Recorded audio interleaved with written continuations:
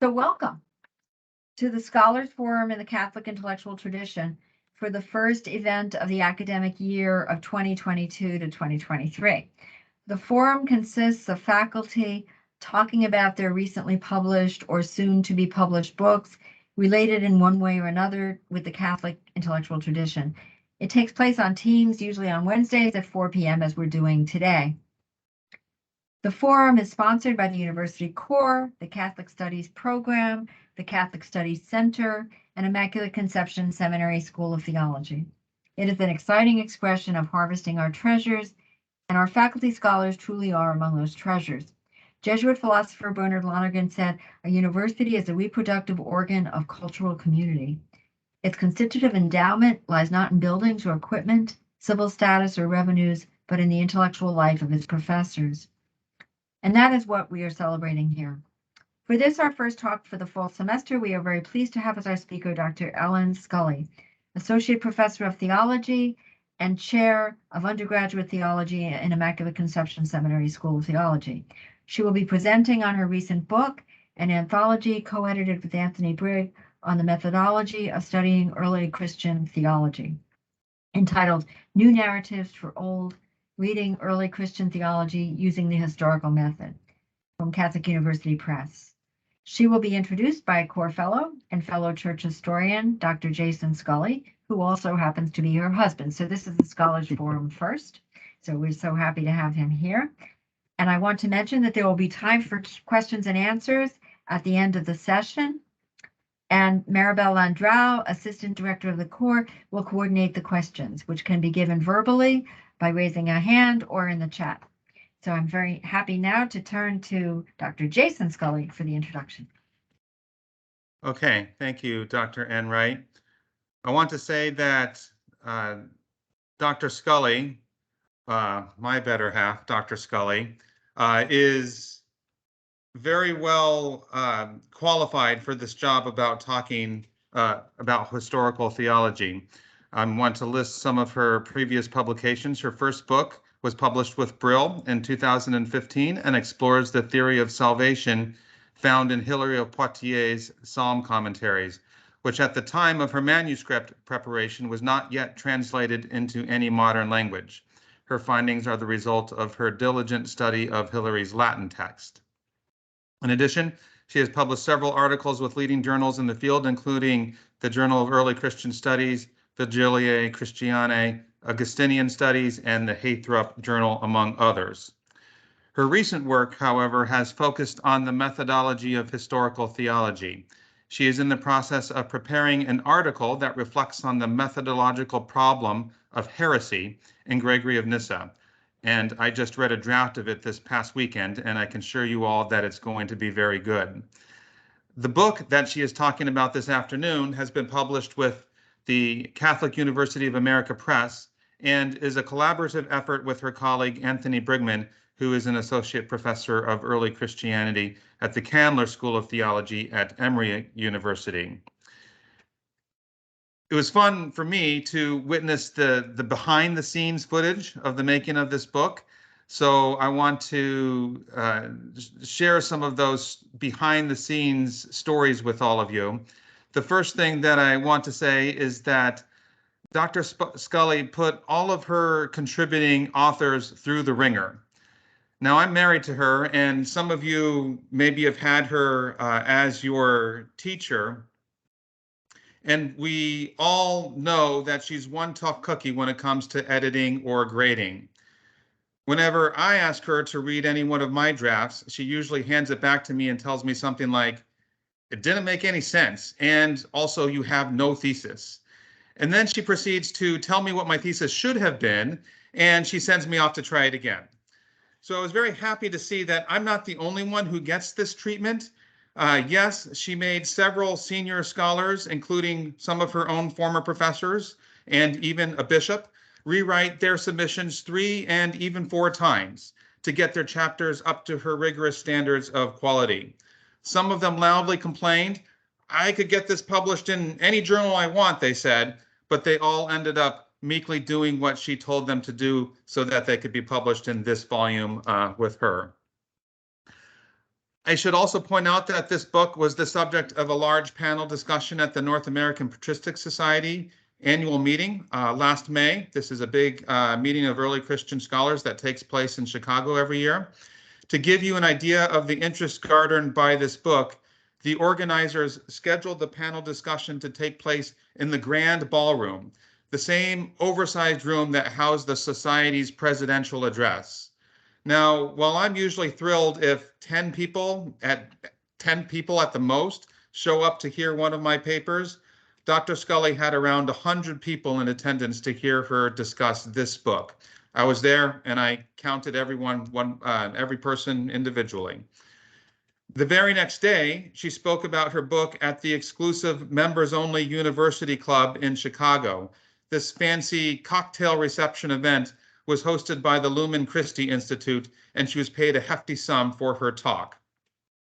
What I'm trying to convey is that as soon as she started writing about methodology, Dr. Scully became somewhat of a celebrity in her field. Clearly, this delineation of method is something that scholars in the field of historical theology have been waiting for, and Dr. Scully has filled this void. Now, as a person who also works in the field of historical theology, I can attest that this discipline is often misunderstood. It shares some things in common with the disciplines of history and of systematic theology, but as you will soon see, historical theology is different from both of those fields. So now I will turn it over to Dr. Scully, who will help us all to see what historical theology is about. Go ahead. Well, thank you, Dr. Enright. Thank you, Mr. Scully. You revealed my inmost secrets about how I do these things. But yeah, there is a lot of interest right now in historical theology about method, partly because nobody has really talked about it. So this was one of the first books in the field. So I'm going to talk about this book, New Narratives for Old, The Historical Method of Reading Early Christian Theology. And it's a book on the methodology of historical theology, especially as it's applied in the field of early Christianity. So as Jason mentioned a little bit earlier, the big academic society for studying early Christianity is called the North American Patristic Society. This used to be a society full, just chock full of historical theologians. But there's one big sign that historical theology is becoming rare, much more rare than it used to be. And here's the sign. Recently, there's a lot of talk in this society that we need a name change. And now there's a big ad hoc committee. When we get the ad hoc committee, something's really going to happen. So they say there needs to be a name change. They don't like it being called the Patristic Society anymore, because the word patristics implies that scholars in this field are looking at early Christian authors as fathers. Patristics is the Latin word designating father. And if you say you're looking at early Christians as fathers, you're saying that as a scholar, you accept those early Christians as authorities in a tradition in which you, as the scholar, continue to participate. 50 years ago, that was true of almost everybody studying early Christianity, that everybody was participating in the tradition of Christianity which they were studying. But these days, it's true for only a minority of the people studying early Christianity. Most people no longer are active participants in the tradition of Christianity. So historical theology is an academic discipline, but it's an academic discipline that requires a continuity of a tradition between the historical writer, these ancient authors in the church, and the scholar, me, other people today who are doing the scholarship. So there has to be some sort of continuity there. But right now, there are many other disciplinary and methodological approaches that are being applied to the time period of early Christianity. History, philology, and most noticeably sociocultural approaches to early Christianity. And none of these other approaches require that the scholars be a part of the tradition that they're studying. So that's something that's very distinctive about historical theology. The scholar has to be part of the tradition that he or her is studying.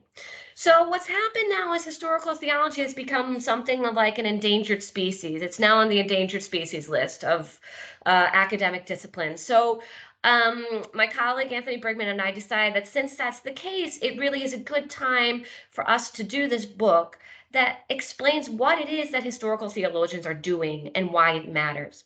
So for the rest of my time today, I want to give two kind of different short reflections that can help situate what historical theology is and what kind of contributions it makes. So these reflections are directed kind of to two different audiences. The first is directed to academics and the second to Catholics. For those of you who might be in both of those groups, you'll see that I think historical theology really has value both in the world of academia and in the living tradition of Christianity. So I'm going to start with my reflection kind of directed to academics and explaining how historical theology fits into the academic world. So this I entitled Envisioning the Task, the Academic Task of the Historical Theologian and Lessons from Law. Okay, so what that means, we'll get to in a few minutes. Okay, so over the years, I've become much more attentive to the methodology of historical theology. And largely, have become attentive through reflections on various critical comments of my research. Of course, many criticisms, including lots from Dr. Mr. Scully. He gives as good as he gets, by the way, okay? But many criticisms have been merited. However, I've noticed that some criticisms come from a misunderstanding of what it is that I and other historical theologians are actually doing. So in what follows, I want to divide these types of criticism into two main categories that, in elucidating misunderstandings of the methodology of historical theology, provide a helpful working definition of what the methodology of historical theology actually is. And then kind of at the end, I'm going to show that historical theologians practice a type of intellectual history that is methodologically most similar, not to philosophy and not to history, as is often thought, but is methodologically most similar actually to the field of law. Okay, so misunderstanding number one, and it's this. Some people think historical theologians should pursue truth, capital T truth, disconnected from history. So I've encountered personally this misunderstanding several times from both systematicians and philosophers. For example, one systematician objected to my interpretation of Hilary of Poitiers because I proposed that Hilary taught something that Aquinas, 8 centuries later, would term heretical. I must be wrong, this systematic scholar said, because Hilary, as a doctor of the church, could not possibly teach heresy. I recently received a similar critique from a philosopher who said that my interpretation of Marius Victorinus opened Victorinus up to the charges of the heresy of Docetism. Another criticism from another philosopher, while on the surface quite different, manifests the same underlying critique of the methodology of historical theology. The philosopher said, I must be wrong because I was presenting Victorinus as making use of Platonic categories in a way that would be considered wrong and illogical by any right-thinking Platonist. So these criticisms reflect the methodologies of philosophy and systematic theology, of those disciplines in which the search for truth takes place in an abstract thought world, completely disconnected from history. If Hilary or Victorinus were deemed orthodox in their day, then they must also be orthodox according to our contemporary understanding, because orthodoxy, according to them, is about truth, not about history. Likewise, if Victorinus is defined as a Platonic thinker, then he must make an argument that would be seen as true and coherent to any other Platonic thinker, because reason and logic is the same always and everywhere. But contrary to their suppositions, historical theology is not disconnected from history. A historical theologian is not interested in what Hilary and Victorinus should say from the standpoint of abstract truth or reason, but in fact, what they did say, even if they said things that are sometimes irrational, incoherent, or heretical. All right, moving on to misunderstanding number two. And according to this misunderstanding, it's the idea that reality is tangible, but the thought of ancient thinkers is not tangible, and so it's not a real academic topic of study. So we looked at the critiques from philosophers and from systematic theologians, but now we come at it from the other direction. Critiques from historians look a bit different. History is a discipline that reads texts to reveal tangible history. This methodology gives historians a tendency to think that what someone like Augustine says or what Augustine does is a valid topic of study because that's tangible. But when I claim to teach what Augustine thinks, I've demonstrated nothing more than I've fallen down the rabbit hole into make-believe, because you can't see or touch what somebody thinks. So whereas the philosophers and the systematicians misunderstood the enterprise of historical theology by proposing that we historical theologians should deal with an abstract thought world apart from history, the historians had difficulty understanding a discipline that engages primarily with an intellectual thought world rather than with tangible historical events. Taken together, these two types of misunderstandings give us a good understanding of what theology, what historical theology as a discipline actually is. First, historical theology studies the theological and spiritual thought world of an individual author as it is revealed through that individual's written texts which themselves always point to a dependency of that thought world on other texts and other thought worlds. Second, all the historical Christian authors who are the subject of historical theology acknowledge that their theological and spiritual thought world is bound by certain parameters given through things like revelation, commitment to Christ, the rule of faith, and institutional teaching. Each historical author manifests an explicit interest in demonstrating his or her own continuity with what they understand as the wider Christian tradition. Historical theologians then participate in an intellectual tradition that values continuity. Okay, so now I said I was going to have some lessons from law. Okay, it seems that law is completely disconnected from historical theology, but I think that's not true if we look at it in terms of methodology. Okay, so all this talk of thought worlds and the interaction of thought worlds might make it seem that the historians were onto something when they deemed historical theology a discipline that deals in make-believe. However, there is another discipline that resembles the methodology of historical theology in a number of very important ways, namely its commitment to studying the interactions of historical thought worlds, including their universal commitment to a continuity of tradition. However, this discipline, unlike historical theology, is accorded universal disciplinary respect and recognition. And this discipline that I'm talking about is law. The American legal system follows what is termed the doctrine of stare decisis, which is a methodology of following legal precedents. It's also called common or case law. So when there's no clear written law or statute, they follow this case law, precedents that are a kind of verbal or oral tradition. So while each legal decision exists in the tangible reality of historical events, it becomes in the discipline of law a thought world to be explored, understood, expanded upon, reappropriated, and occasionally, as we have seen recently, repudiated. Practitioners of law, like historical theologians, are interested in understanding not just what was said, but also the logic behind what was said, because it is this logic or rationale that provides continuity between past legal precedents and then current legal decisions that are being made right now. Judges do not make decisions based solely on their own personal sense of the true or the right. Rather, they make decisions by engaging with the thought worlds of previous judges.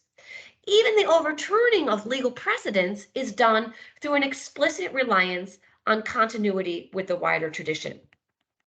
While judges and lawyers have a methodological approach that resembles that of systematic theologians, or at least systematicians of the kind of racehorse Mont type, historical theologians have to settle for a less glamorous equivalent to the law world, and that is the paralegal.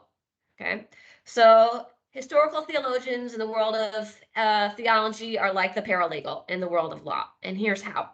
The historical theologian and the paralegal are not trying to create new theology or new precedents, as are systematicians or judges. Rather, both historical theologians and paralegals direct their efforts to the task of understanding the underlying logic that structures their historical subject of study, namely past theological texts or legal precedents. Both the historical theologian and the paralegal have a methodological approach that insists that we cannot understand a given thought world or precedent if we study them in isolation from what comes before and what comes after. And yet, there is still an important distinction between the historical theologian and the paralegal.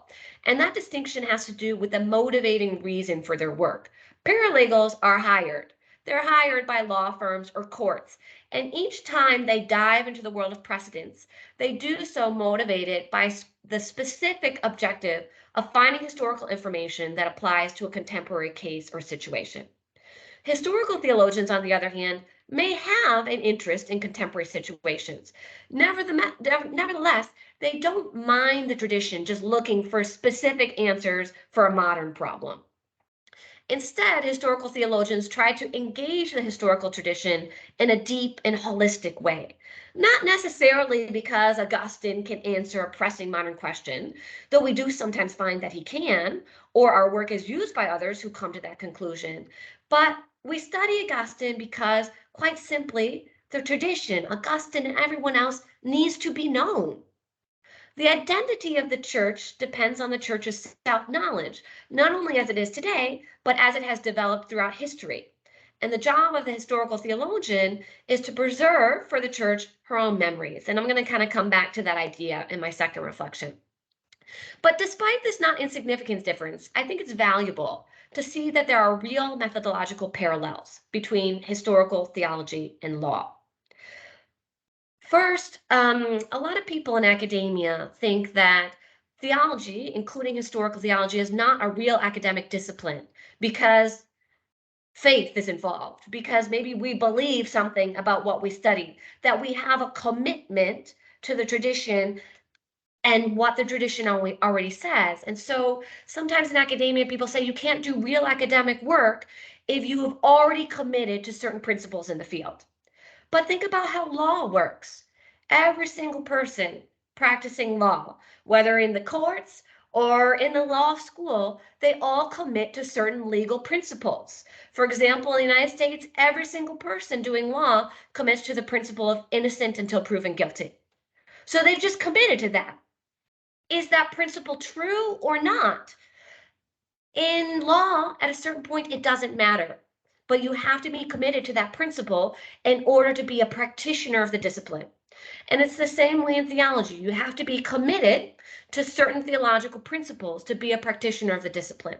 It doesn't mean that you're not an academic to kind of agree to certain principles and move on from there. Or if it does mean we're not academic, then the law school is not academic either, okay? So I'm trying to say theology and law, we share this in common.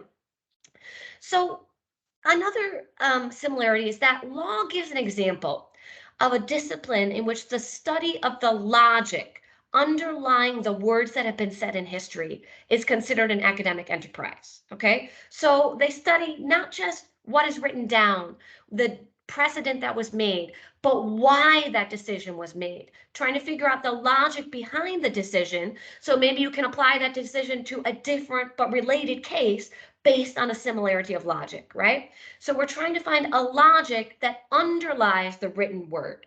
Both history and law do that and consider it to be an academic enterprise. So both people in law and historical theologians believe that we can try and find this logic that underlies these words written in history. We don't have to disconnect logic from history like the philosophers envision and get to some abstract truth. We don't have to discount this logic as unreal because logic is not tangible. It's not really in the words. It's not in an event. It's something underneath all of those things. The historians think if it's not a historical event or historical word, it's not real. But neither lawyers nor historical theologians think that's true. So law also gives an example of a discipline that both respects and demands continuity with the tradition, while providing avenues for real change and development of that tradition. However, I notice this very clearly. While law is a discipline whose methodology at its most basic level is universally both understood and respected, historical theology is a discipline that is constantly both misunderstood and looked down upon, despite the methodological similarities.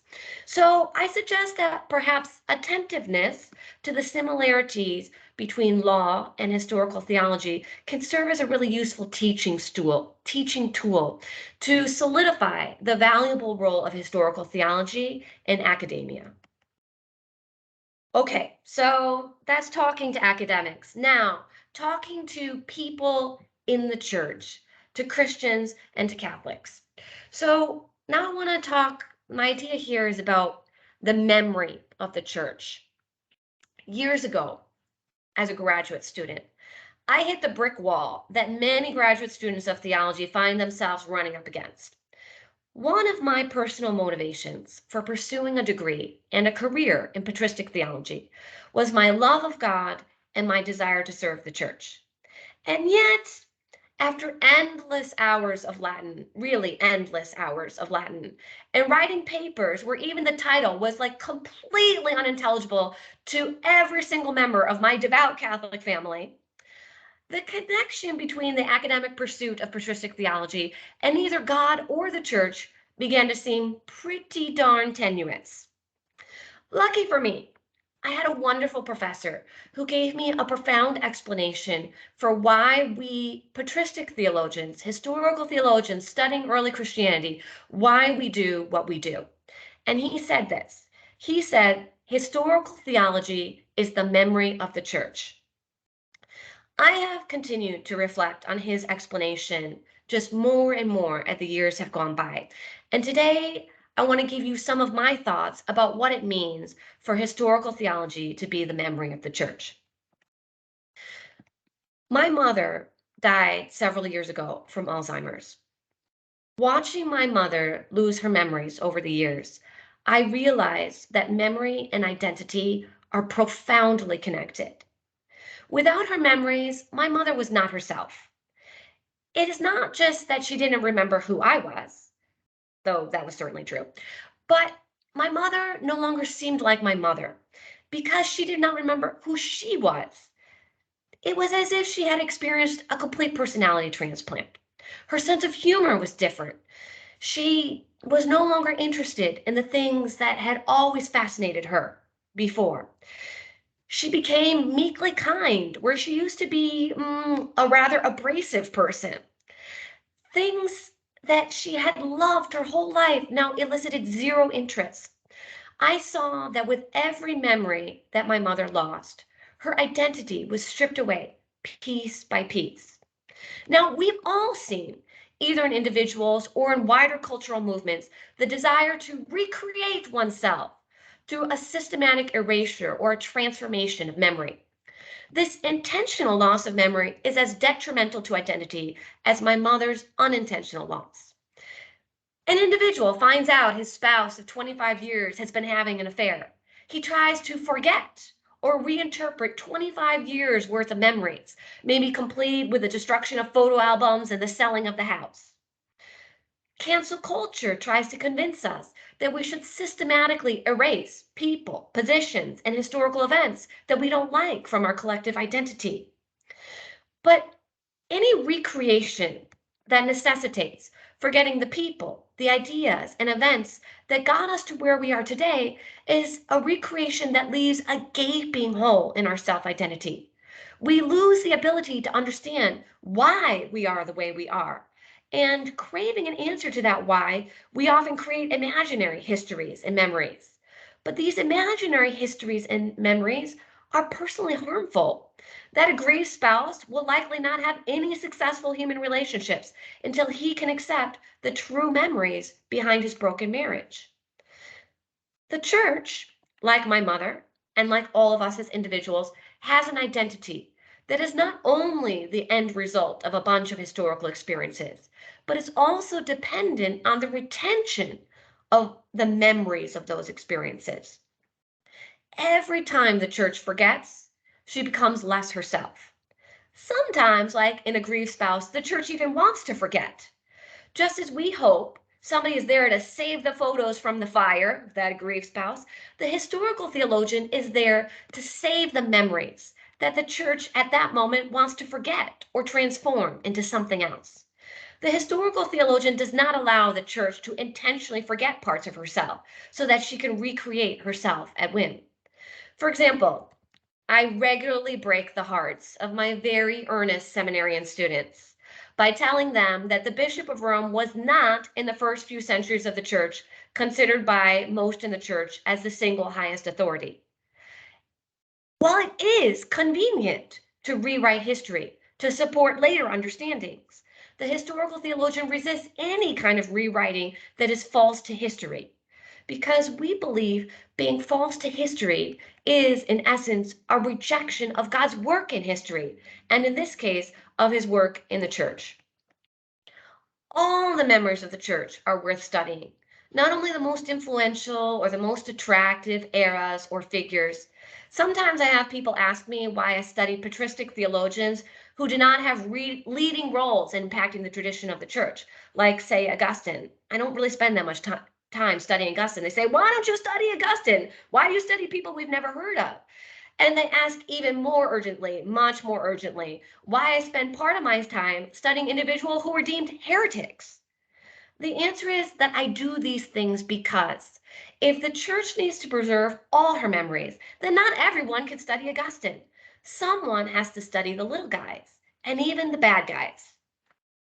And there's another layer to the task of preserving memory.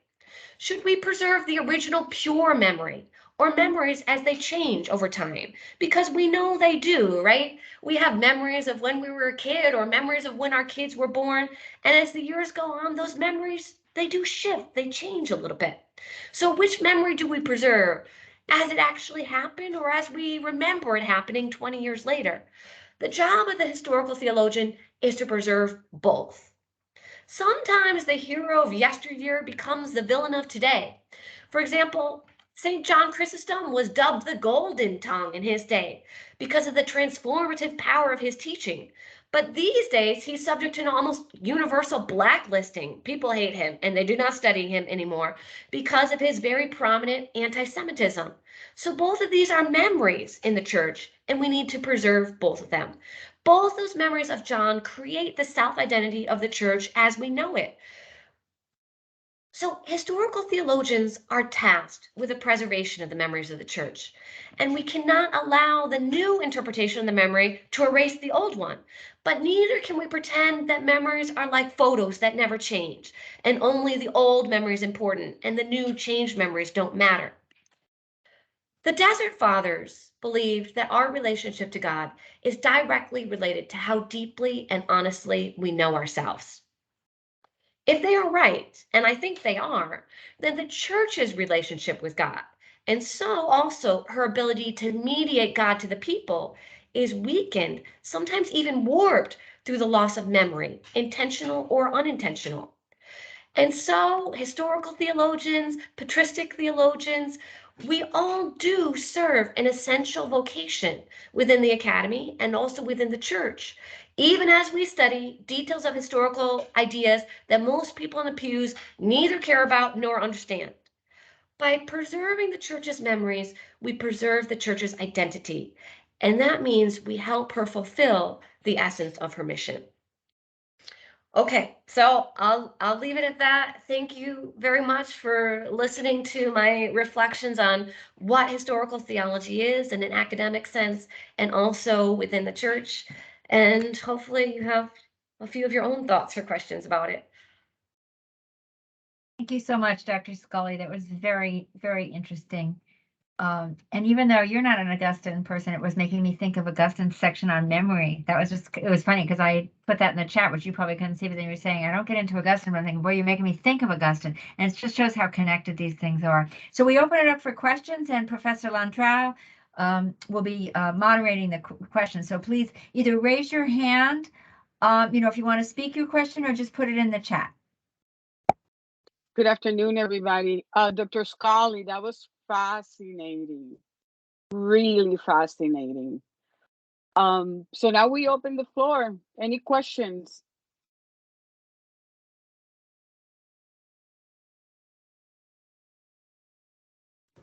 I have a question. Okay, who's wait. I don't see the hand, but Me. Todd, yes, Todd but has there was his a hand up. young woman. There was a young woman before, but Oh. Dr. Stockdale, you want to start? I can, Maribel, but if there was someone else who was first, I'll allow that person to go first. I could hear the young woman or whoever, but I don't see the hand. Genevieve, was that you? It was Shanayan. Okay, go ahead. I just wanted to ask, you talked about how people misunderstood theology because it disconnects from history, and they seek what they think is orthodox, which is like whether it's true or not for history. But can you please like restate your argument of why this is not true? Sorry, my argument for why what is not true? Why people misunderstood why historical theologians disconnect from history? Well, so they don't disconnect from history. So one thing I want to say is, sometimes people get confused. I write an article about Gregory of Nyssa, and then people want to know, well, do I think that's true? I don't know. My job is to see, historically speaking, what did Gregory of Nyssa think? So there is a real connection to history. It's trying to find what people in history were thinking and saying, okay? So we don't just want to say this is true in all times and all places. It's this historical figure said this was true. It may or may not be, but we're looking for these kind of historical markers. So there's not a disconnect in history, but historians look down their noses at historical theologians. That's just true, because historians think that we're doing kind of pseudo history, not real history, not the legitimate history, because we have an interest. Our interest in history is very directed. Okay, so I'm interested to theological thoughts that happened in history, but it's hard to pin down thoughts, right? We have theological texts, but what were the authors thinking when they said these things? What's the logic behind these texts? And that's very kind of ethereal, right? There's no kind of material piece of history I can look and, hold up this thing, this event shows me that somebody thought something. So that's where historical theology is not as clearly connected to history as, for example, just straight up history. So it's somewhat in between. There's definitely a connection to history, but it's a connection to historical thoughts rather than historical events or words. And so that makes that connection to history not as clear as historians would like. I don't know if that helped answer your question.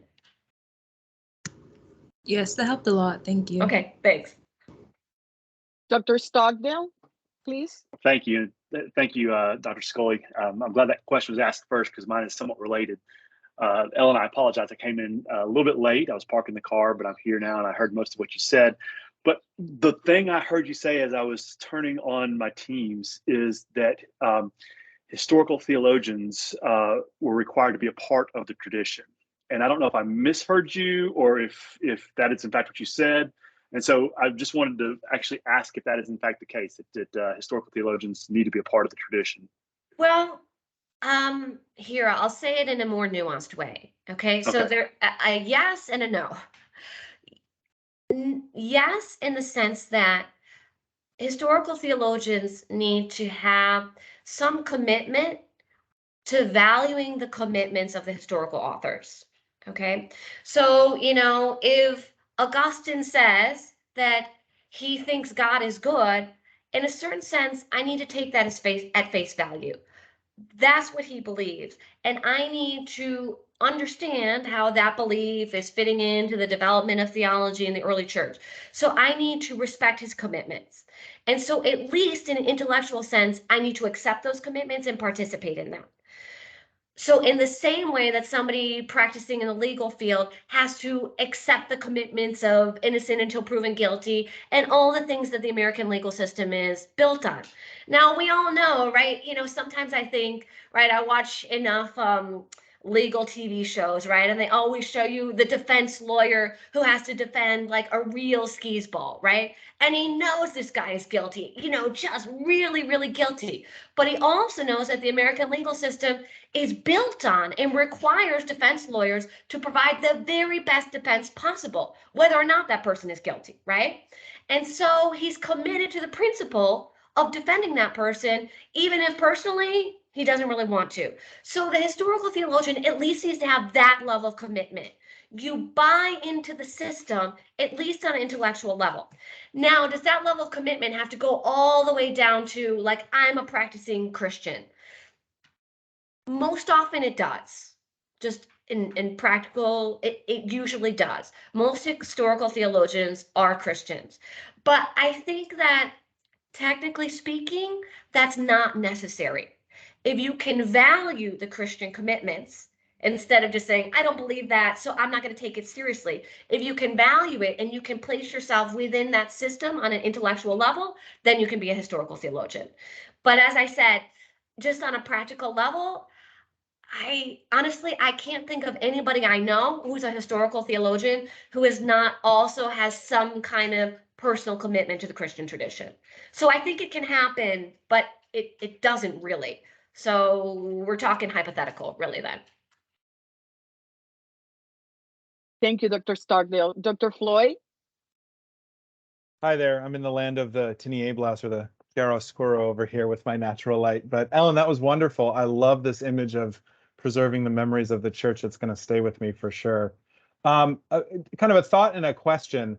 I think this was definitely implied, and I signed off briefly in the middle, so I may have missed it. But it seems to me part of what you're describing is also like preserving a context in which historical answers make sense. I'm just struck about how often, the confessions are a good example. Kind of teaching a text in class seems so foreign until you begin to unearth some of the questions and context and history that's relevant to an author in his or her kind of time and place. And suddenly what seems like abstract or foreign language comes alive for me as well as for students. So again, I guess my first comment is that implied in what you're saying? And secondly, how do you see historical theology relating, if at all, to ethics and systematics and pastoral and spiritual theology? Okay. All right. So I'll try and do the first question first. So yeah, some of the other authors who contributed to this book on historical theology that I did, they were really reflecting on this idea of, as modern readers of theology from the second, the fifth, whatever century, there's a certain sense in which there's a huge amount of distance between us, right? There's 1,500 years and the world has changed. Like, it's changed a lot, right? So sometimes when you first jump into reading a text written in the 5th century, it seems so foreign, right? And so there certainly is a sense in which historical theologians help to try and bridge this distance. And we can do that if you kind of understand some of what's going on at the time. You realize that they're building on what was coming before, and you can see, all right, actually, they had questions. It doesn't look quite like it looks for us now, but some of the questions are similar. Some of the building blocks are similar. And so, yeah, I think when you know the historical context, you can lessen that distance so that you can begin to read Augustine, and now he begins to start feeling like a friend rather than, rather than, like, I remember in 6th grade when I had to read Beowulf. Anybody, you have to read something in like Middle English, and it just is like an entirely a completely foreign world.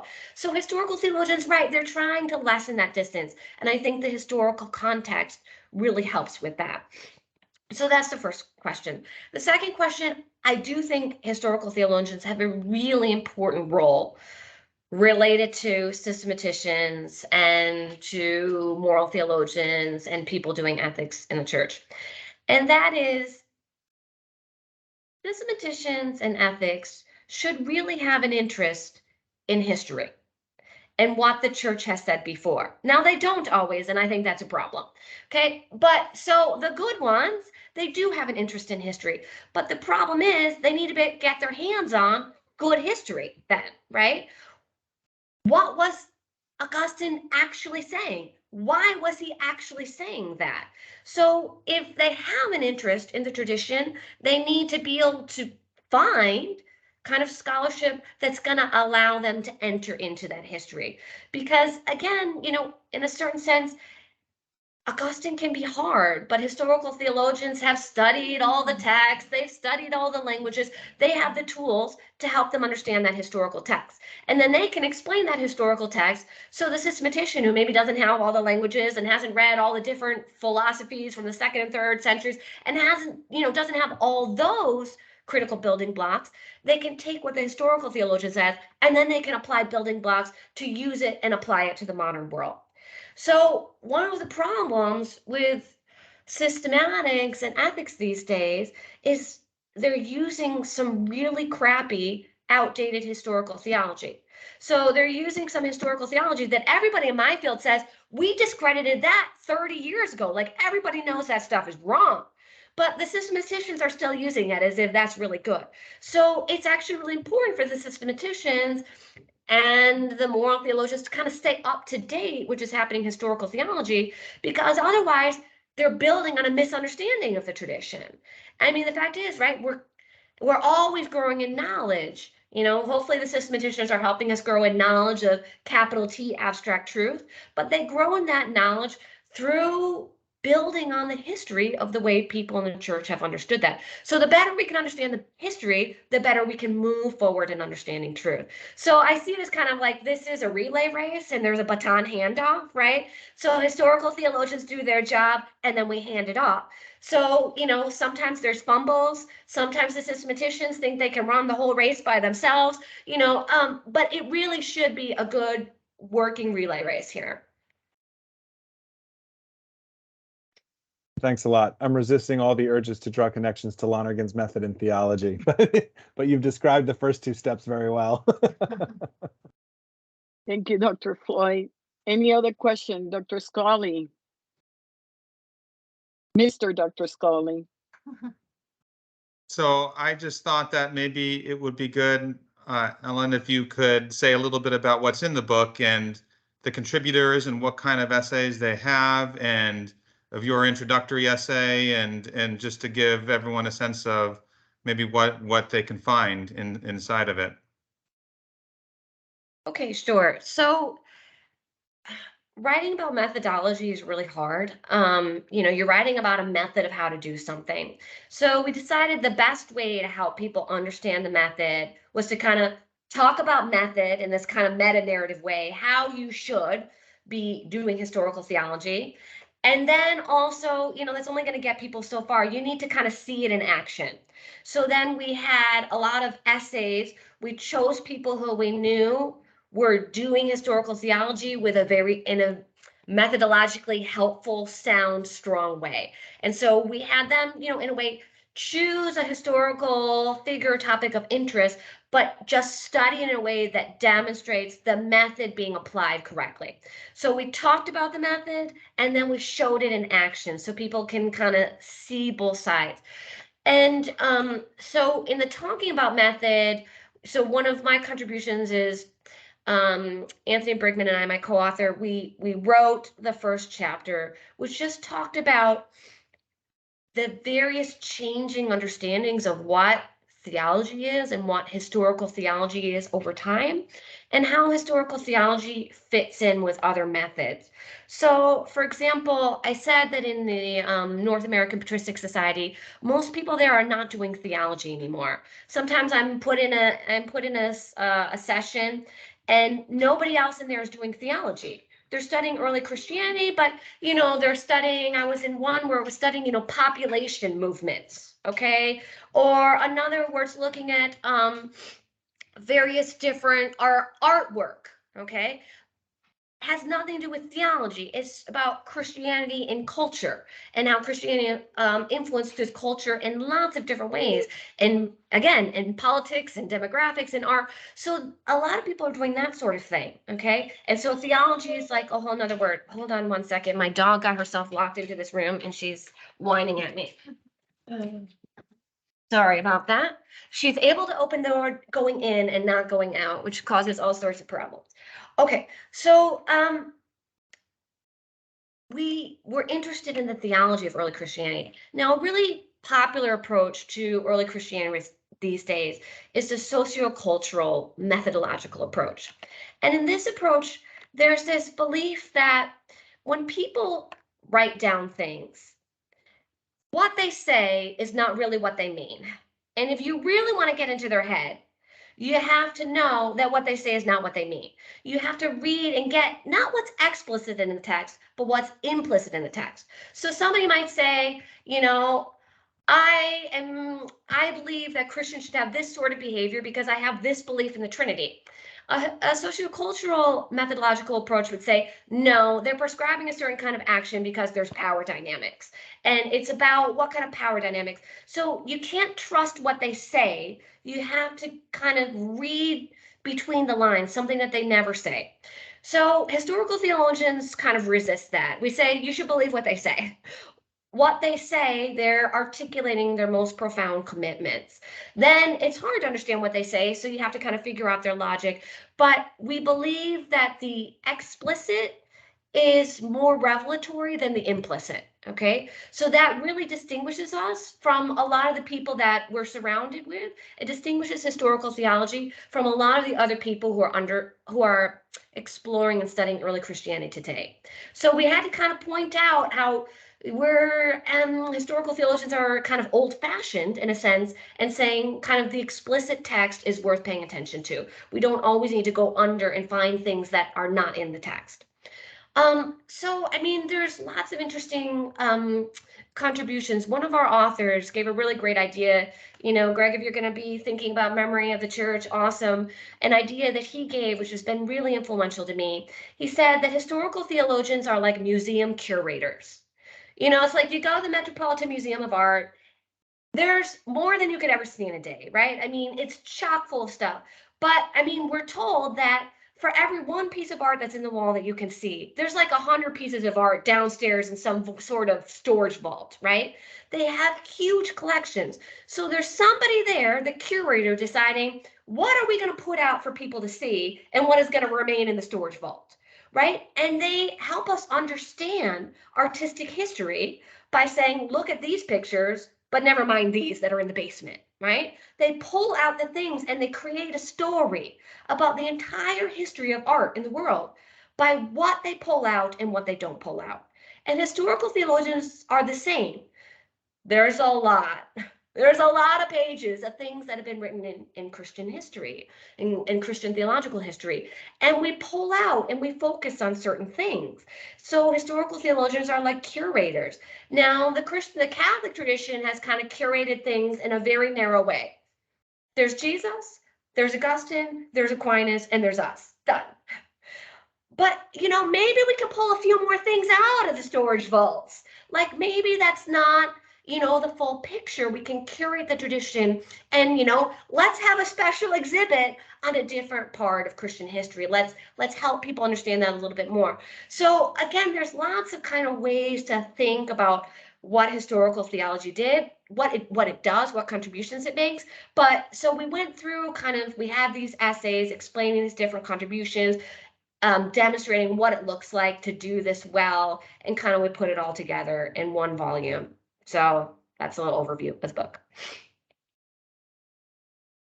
Dr. Scully, Ellen, in Dr. Enright wrote in the chat, what you are describing about distrusting the text and the words of an author is akin to destruction, such as that advocated by Jacques Derrida or Paul Deman. Interesting how these ideas has spread across disciplines. So absolutely. I mean, this applies. I mean, if we think about the University Court, St. Paul University, we're taking a tradition of text in a certain sense.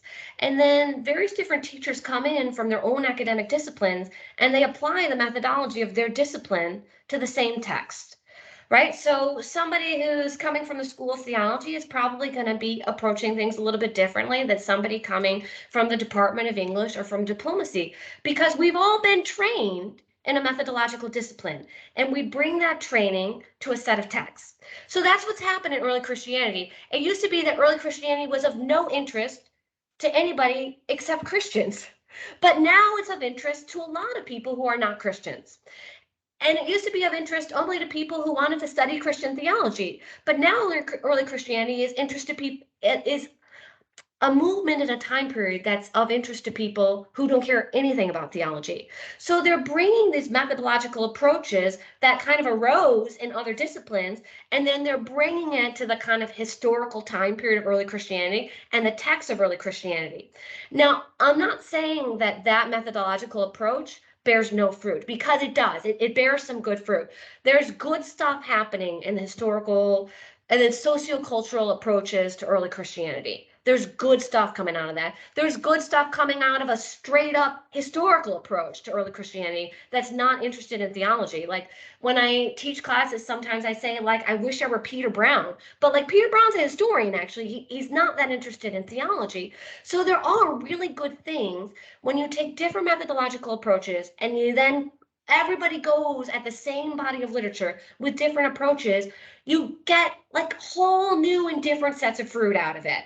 So it's really good to have all these different approaches, kind of everybody attacking Christian theology. I mean, attacking not by going after it, but everybody kind of really interested and go and delving deeply into this literature with different methodological approaches. So what I see happening though is, unfortunately, as a historical theologian, I could say, I don't want to do socio-critical stuff. It doesn't interest me, but there's good stuff coming out of there. So that's a valid way to look at early Christian literature. Unfortunately, this is not always a two-way stream. Sometimes the sociocultural methodological approach, those people on their side, they say theology is stupid and it's not academic. You're not doing anything that can really be valuable, that can be considered a serious discipline. So one of the reasons I needed to talk about methodology is because there is no discipline without a methodology. So I needed to show to people on that side that we are involved in a discipline. We have a disciplined approach. We can articulate it. We can follow it. So we need to have a little bit of kind of academic respect that goes both ways. There are fruits coming from all these methodological approaches, but it impoverishes each of our disciplines if we are completely unwilling to accept the fruits from these other methodological approaches. So yeah, I mean, we're finding this in this moment of kind of interdisciplinarity in academia. We're seeing these methodological approaches spread beyond where they originally developed and spread into all new different kind of bodies of text, historical time periods. And I think that's good as long as it doesn't drive everything else out. Well, I think our time is just about up, and that has been just such an interesting discussion, Dr. Scully. I just being in my discipline, I am thinking of these English kinds of schools of thought. Like I'm not a deconstructionist, but I do my perhaps have it thought, but I mean I know you would think that I wouldn't be, but it's like deconstruction. I think has had, in certain ways, like you said, it's a dismissive idea, and you're talking about it like how sometimes people who are very rigidly into like distrusting the text, they almost can't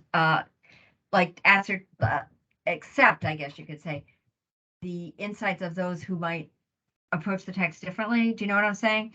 And I think that you're hitting on a problem that it's kind of cross-disciplinary in certain ways. But anyway, that you've given us so much to think about, and I loved your talk, and thank you so very, very much for presenting to us. Well, thank you very much for having me. Thank you everybody for coming and listening. I appreciate it. And our next presenter will be Donovan Sherman of the English department, and that will be on October, I think it's the 26th. I will send everybody an update on that. Same time, same station, so to speak. And I hope you all have a great weekend. Thanks again, Ellen. It was wonderful.